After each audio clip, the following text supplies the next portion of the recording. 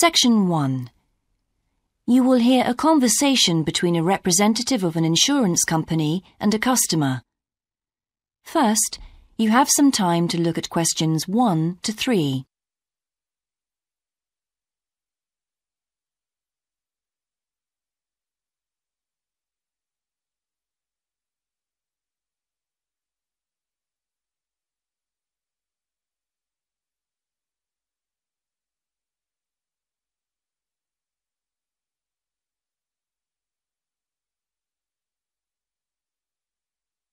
You will see that there is an example that has been done for you. On this occasion only, the conversation relating to this will be played first. Good morning, Total Insurance. Judy speaking. How may I help you? I recently shipped my belongings from overseas back here to Australia, and I took out insurance with your company. Some items were damaged during the move, so I need to make a claim. What do I have to do? Okay, well, first I need to get a few details about this. Can you give me your name, please?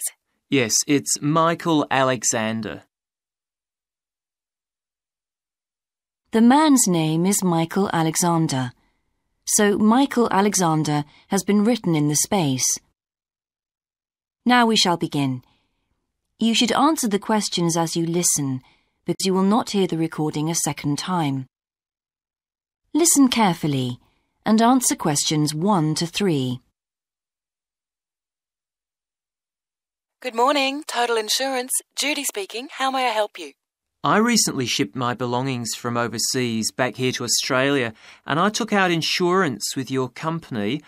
Some items were damaged during the move, so I need to make a claim. What do I have to do? Okay, well, first I need to get a few details about this. Can you give me your name, please? Yes, it's Michael Alexander.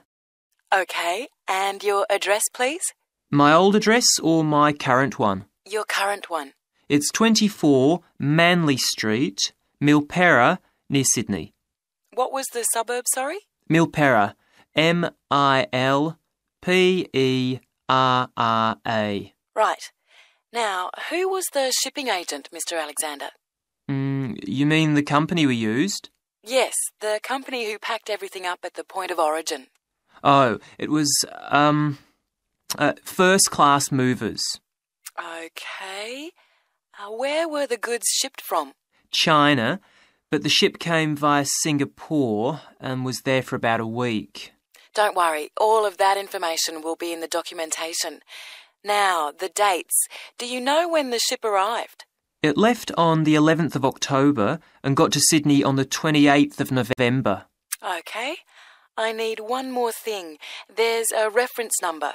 It should be in the top right-hand corner of the pink form they gave you. Let me have a look. I have so many papers. Yes, here it is. It's 601ACK. Thanks.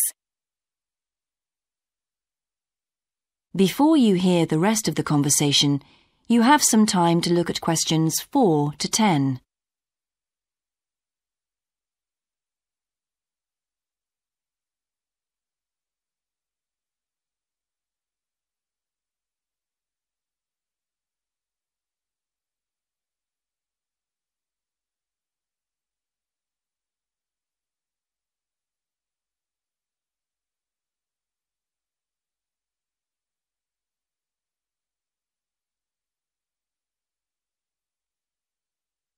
Now listen and answer questions 4 to 10. I need to take down a few details of the actual damage over the phone before you put in a full report. Can you tell me how many items were damaged and what the damage was? Yes, well, 4 things actually. I'll start with the big things. My TV, first of all. It's a large one, very expensive. Insurance doesn't cover electrical problems. It isn't an electrical problem. The screen has a huge crack in it, so it's unusable. I see. Any idea of the price to repair it? No. Well, I don't think it can be repaired. It will need a new one. Okay, I'll make a note of that and we'll see what we can do. Now, what was the second item? The cabinet from the bathroom was damaged as well. It's a lovely cabinet. We use it to keep our towels in. And what is the extent of the damage? Well, the back and the sides seem okay, but the door has a huge hole in it. It can't be repaired. I'm really not very happy about it. And how much do you think it will cost to replace it? Well, when I bought it last year, I paid $125 for it. But the one I've seen here in Sydney is a bit more expensive. It's $140. Right. And what was the third item? My dining room table. It's a lovely table from Indonesia. It must have been very hot inside the container because one leg has completely split down the middle. The top and the other three look okay, thank goodness. Any idea of the price to repair it? Well, I had an estimate done on this actually because it is a very special table to us. They quoted us $200, which is really pricey, so I hope the insurance will cover the total cost. I'm sure that will be fine. What was the last item, Mr. Alexander? Well, we have a lovely set of china plates and dishes, with matching cups, saucers, the lot. They were all in the one box, which must have got dropped because some plates were broken. 6, actually. And can you tell me the replacement value of these? Well, it's hard to say because they were part of a set, but they can be up to $10 each as it's such a good set. OK, so that would be around $60 altogether. Yes, that's right. And is that all of the items? Yes. So, what do I have to do now? That is the end of section 1. You now have half a minute to check your answers.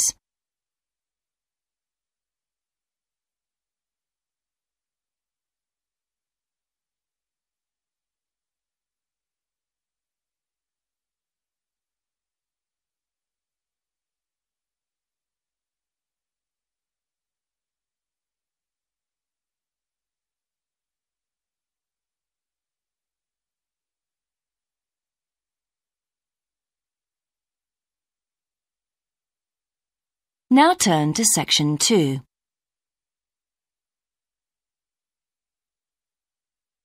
Section 2. You will hear an introductory talk about a new agricultural park. First, you have some time to look at questions 11 to 14.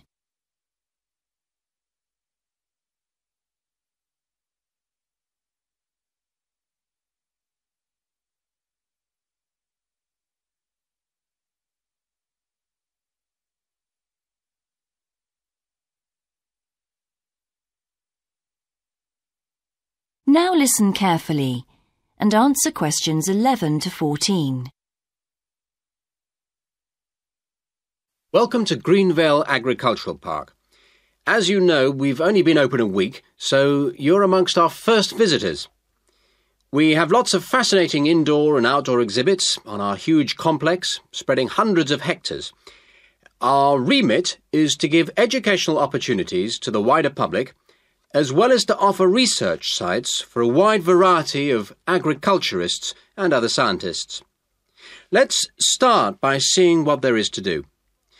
As you can see here on our giant wall plan, we are now situated in the reception block here. As you walk out of the main door into the park, there's a path you can follow. If you follow this route, you'll immediately come into the rare breeds section, where we keep a wide variety of animals, which I shall be telling you a little more about later. Next to this, moving east, is the large grazing area for the rare breeds. Then further east, in the largest section of our park, is the forest area.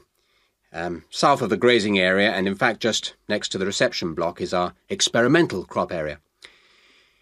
In the middle of the park, this circular area, is our lake. These two small rectangular shapes here are the fish farms where we rear fish for sale. To the east of those is the marsh area, which attracts a great many migrant birds. In the southeastern corner, beyond the marsh, is our market garden area, growing vegetables and flowers. Before you hear the rest of the talk, you have some time to look at questions 15 to 20.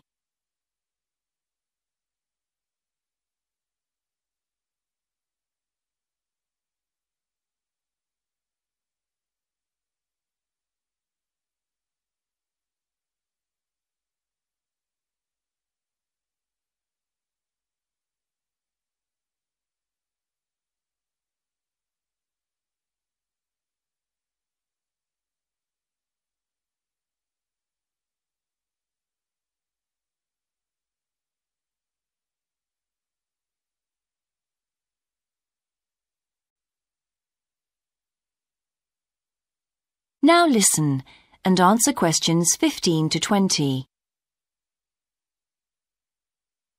All these areas can be visited by the general public for almost all the year.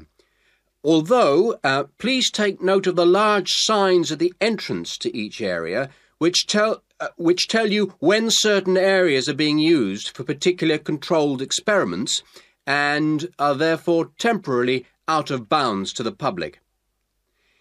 You can see for yourself what a huge area the park covers, and a key question is always, how can we move around?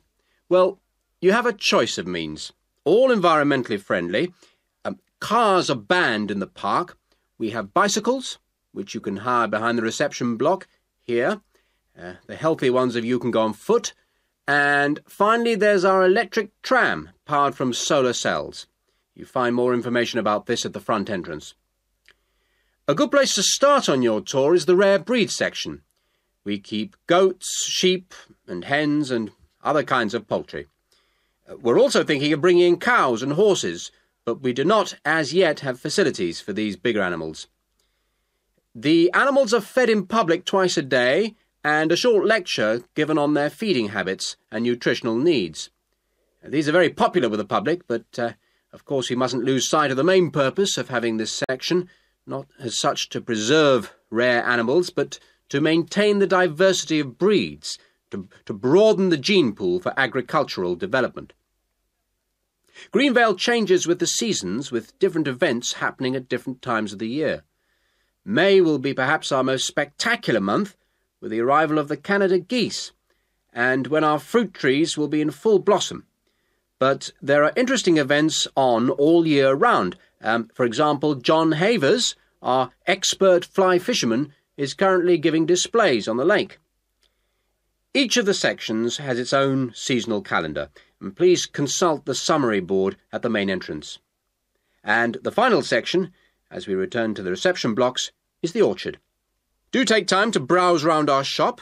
There's a wide selection of books on wildlife, some of them written by local authors, and the history of farming, including organic farming, something which the park will be diversifying into in the coming months.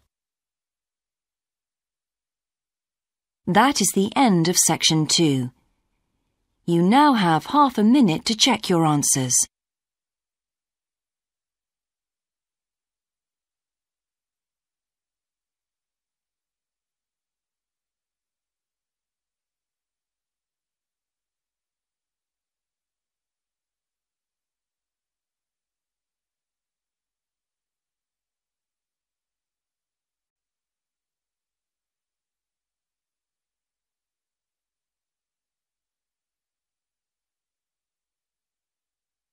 Now turn to section 3.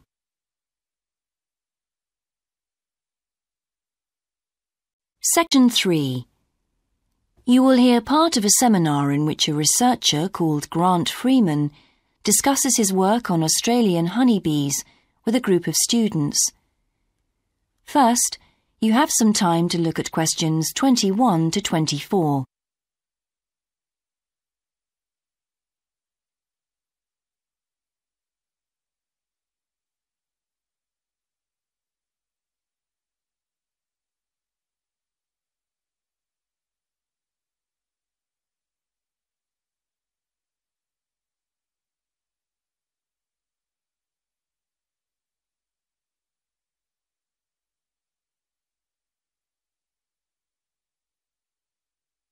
Now listen carefully and answer questions 21 to 24. Good morning, everyone. In today's seminar, Grant Freeman, a biologist who specialises in identifying insects and who works for the Australian Quarantine Service, has come to talk to us about his current research work. Right, well, over to you, Grant. Good morning, everyone. I'm sure that you know that the Quarantine Service regulates all food brought into Australia. Well, obviously they want to protect Australia from diseases that might come in with imported goods, but they also want to prevent insect pests from being introduced into the country, and that's where I have a part to play. Anyway, my current research involves trying to find a particular type of bee, the Asian honeybee.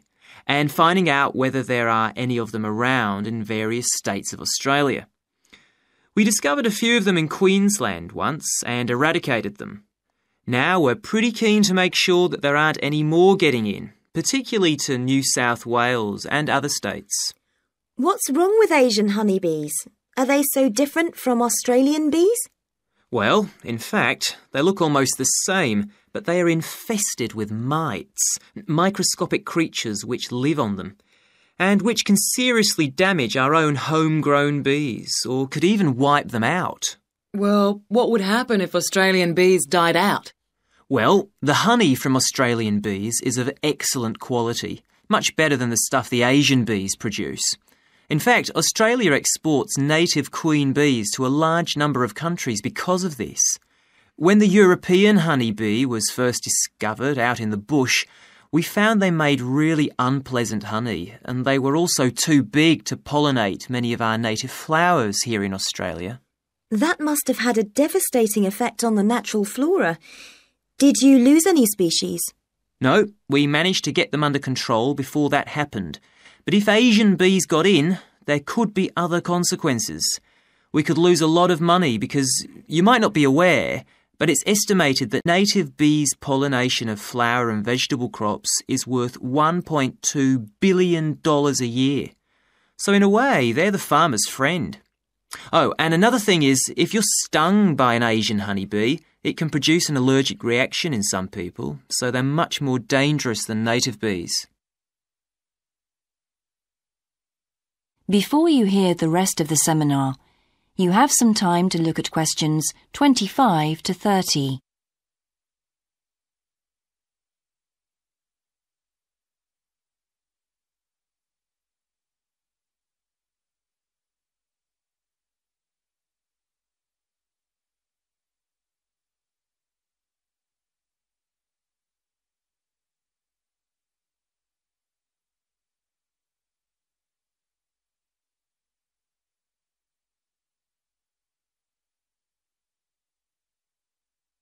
Now listen and answer questions 25 to 30. How will you know if Asian bees have entered Australia? We're looking at the diet of the bird called the rainbow bee-eater. The bee-eater doesn't care what it eats as long as they're insects. But the interesting thing about this bird is that we are able to analyse exactly what it eats, and that's really helpful if we're looking for introduced insects. How come? Because insects have their skeletons outside their bodies, so the bee-eaters digest the meat from the inside. Then they bring up all the indigestible bits of skeleton, and of course the wings, in a pellet, a small ball of waste material which they cough up. That sounds a bit unpleasant. So how do you go about it? In the field, we track down the bee-eaters and find their favourite feeding spots, the places where the birds usually feed. It's here that we can find the pellets. We collect them up and take them back to the laboratory to examine the contents. How do you do that? The pellets are really hard, especially if they've been out in the sun for a few days. So, first of all, we treat them by adding water to moisten them and make them softer. Then we pull them apart under the microscope. Everything's all scrunched up, but we're looking for wings, so we just pull them all out and straighten them. Then we identify them to see if we can find any Asian bee wings. And how many have you found? So far, our research shows that Asian bees have not entered Australia in any number. It's a good result and much more reliable than trying to find live ones as evidence of introduced insects. Well, that's fascinating. Thank you, Grant, for those insights. I hope that you might inspire some of our students here to conduct some similar experiments. That is the end of section 3. You now have half a minute to check your answers.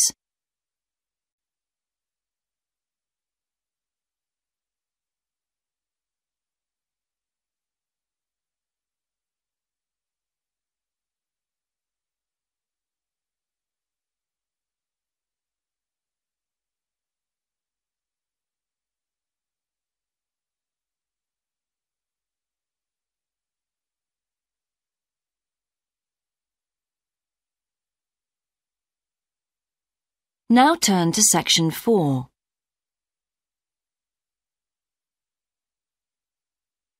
Section 4. You will hear a student called Shona giving a presentation on her research report. First, you have some time to look at questions 31 to 40.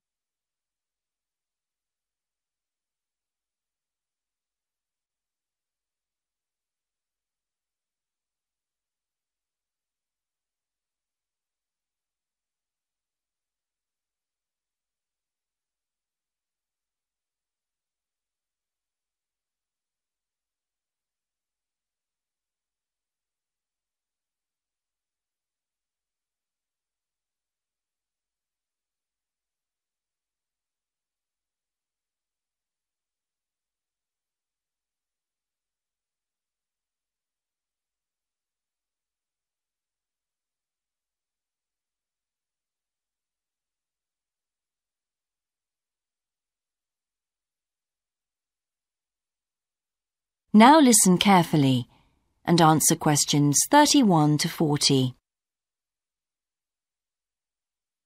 I've been doing some research into what people in Britain think of doctors, the ones who work in general practice, the first call for medical care, and comparing this with the situation in a couple of other countries.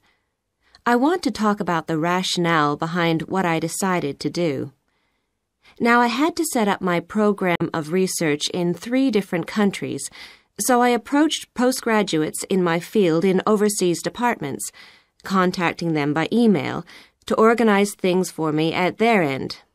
I thought I would have trouble recruiting help, but in fact, everyone was very willing, and sometimes their tutors got involved too. I had to give my helpers clear instructions about what kind of sample population I wanted them to use. I decided that people under 18 should be excluded because most of them are students or looking for their first job. And also I decided at this stage just to focus on men who were in employment and set up something for people who didn't have jobs and for employed women later on as a separate investigation. I specifically wanted to do a questionnaire and interviews with a focus group. With the questionnaire, rather than limiting it to one specific point, I wanted to include as much variety as possible. I know questionnaires are a very controlled way to do things, but I thought I could do taped interviews later on to counteract the effects of this. And the focus group may also prove useful in future by targeting subjects I can easily return to, as the participants tend to be more involved. So I'm just collating the results now. At the moment, it looks as if in the UK, despite the fact that newspapers continually report that people are unhappy with medical care, in fact, it is mainly the 3rd level of care, which takes place in hospitals, that they are worried about. Government reforms have been proposed at all levels, and although their success is not guaranteed, long-term hospital care is in fact probably less of an issue than the media would have us believe. However, I've still got quite a bit of data to look at. Certainly, I will need to do more far-reaching research than I had anticipated in order to establish if people want extra medical staff invested in the community, or if they want care to revert to fewer but larger key medical units. The solution may well be something that can be easily implemented by those responsible in local government, with central government support, of course. This first stage has proved very valuable, though. I was surprised by how willing most of the subjects were to get involved in the project. I had expected some unwillingness to answer questions honestly, but I was taken aback and rather concerned that something I thought I'd set up very well didn't necessarily seem that way to everyone in my own department.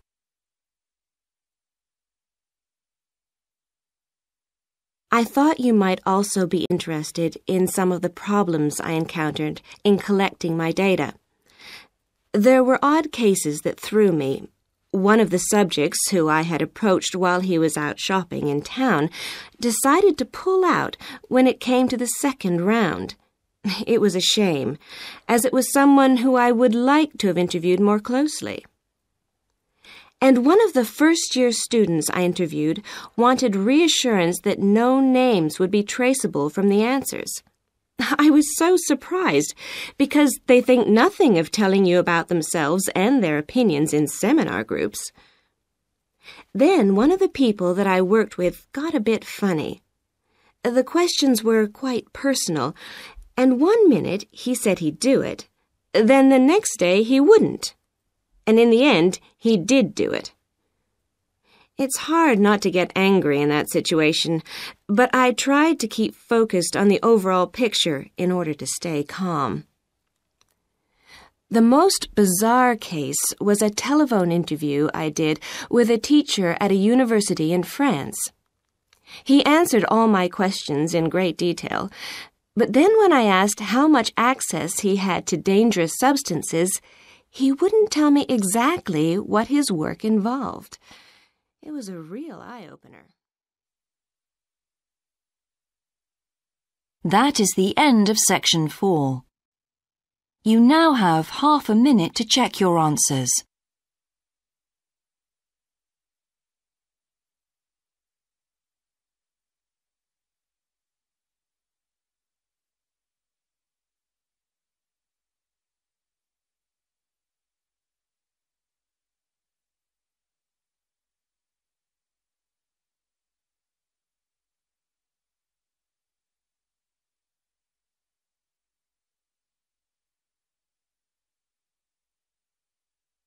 That is the end of the listening test. In the Ielts test, you would now have 10 minutes to transfer your answers to the answer sheet.